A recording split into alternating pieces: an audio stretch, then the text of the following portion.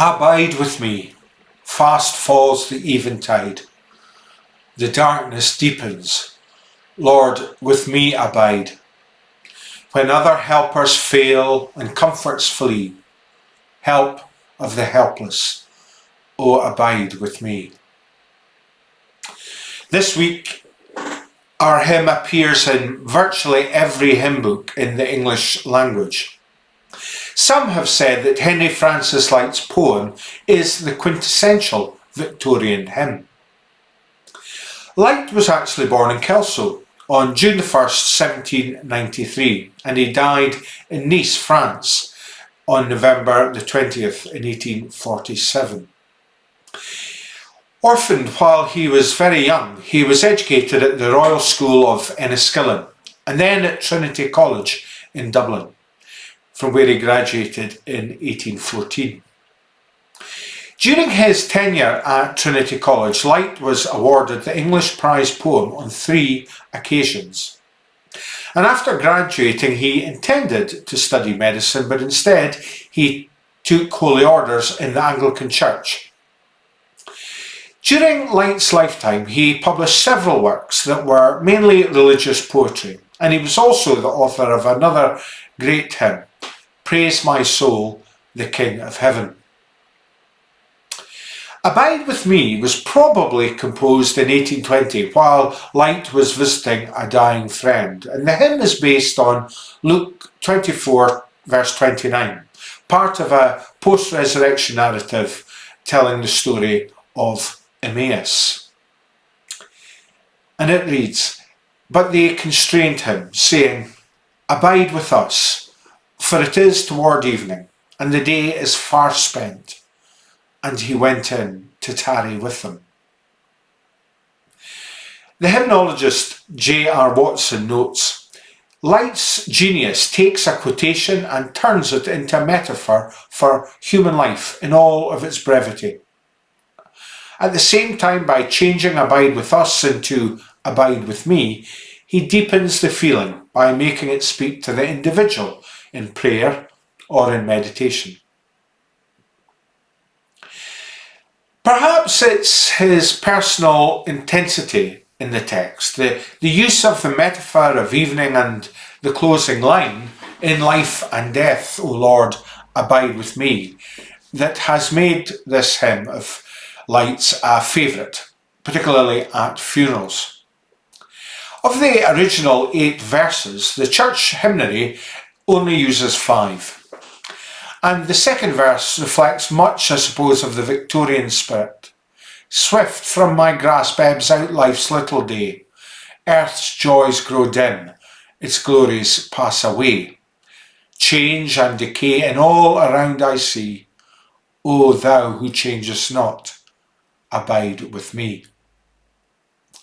A focus on death and the corresponding transience of life is characteristic of Victorian hymns, where I guess mortality was often far more characteristic, younger in life than it is in our society today.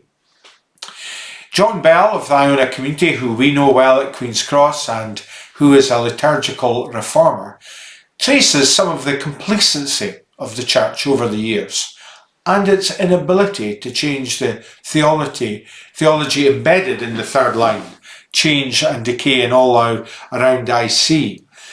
He's critical of the church's inability to grasp and grapple with change.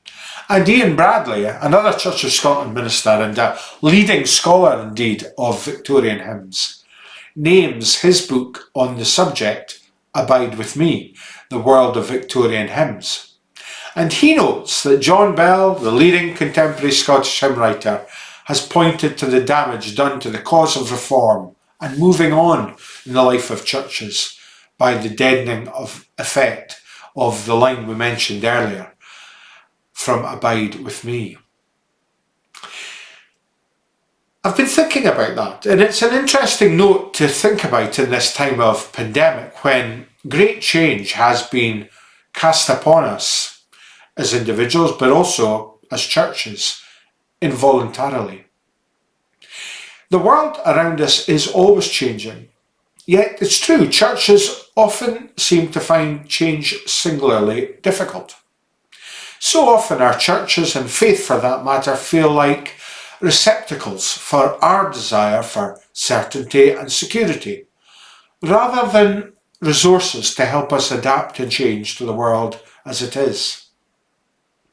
And yet, at their best, religious traditions are fluid and they're shaped by the cares, concerns and changes of the times in which they reside.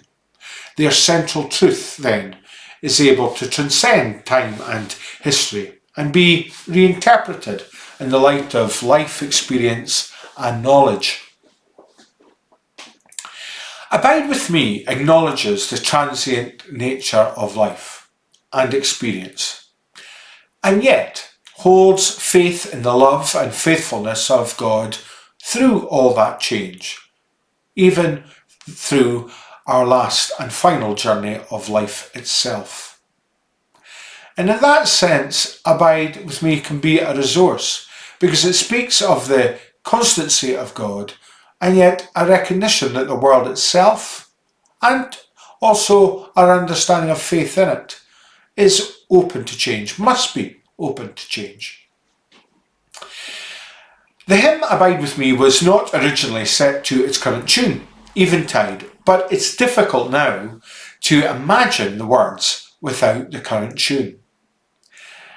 In this time of change and challenge, I hope you will enjoy this week's hymn. Far from being a gloomy funeral hymn, which occasionally it can be, it can also be a hymn of great hope. I hope you will take hope from it this week.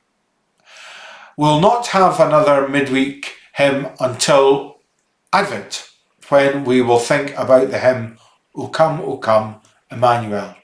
But for today and this week, abide with me.